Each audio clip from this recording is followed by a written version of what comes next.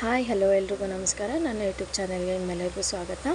ನಾವಿವತ್ತು ಮಾಡ್ತಿರೋದು ತಾಲಿಪಟ್ಟು ಅಂತ. ತುಂಬ ಹೆಲ್ದಿಯಾಗಿರುತ್ತೆ, ಟೇಸ್ಟಿಯಾಗಿ ಕೂಡ ಇರುತ್ತೆ.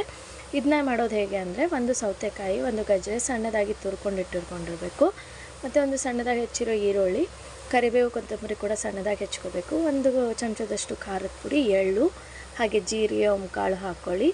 ಒಂದು ಚಮಚ ಅರಿಶಿಣ ಪುಡಿ, ಒಂದಿಷ್ಟು ಉಪ್ಪು ರುಚಿಗೆ ತಕ್ಕಷ್ಟು, ಮತ್ತು ಅದರಲ್ಲಿ ನೀವು ಶೇಂಗಾ ಪುಡಿ ಹಾಕ್ಕೋಬೋದು, ಇಲ್ಲಾಂದರೆ ನಡೆಯುತ್ತೆ.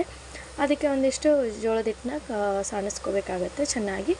ಈ ರೀತಿ ನಾವು ಕಲಿಸ್ಕೊಂಡ್ಬಿಟ್ಟು ಇದಕ್ಕೆ ಒಂದು ಸ್ವಲ್ಪನೇ ನೀರು ಹಾಕ್ಕೊಂಡು ಕಲಿಸ್ಕೊತಾ ಹೋಗಬೇಕಾಗುತ್ತೆ. ಹೇಗೆ ಅಂದರೆ, ಚಪಾತಿ ಹಿಟ್ಟಿನಕ್ಕಿಂತ ತುಂಬ ಸಾಫ್ಟಾಗಿ ಕಲಿಸ್ಬೇಕು.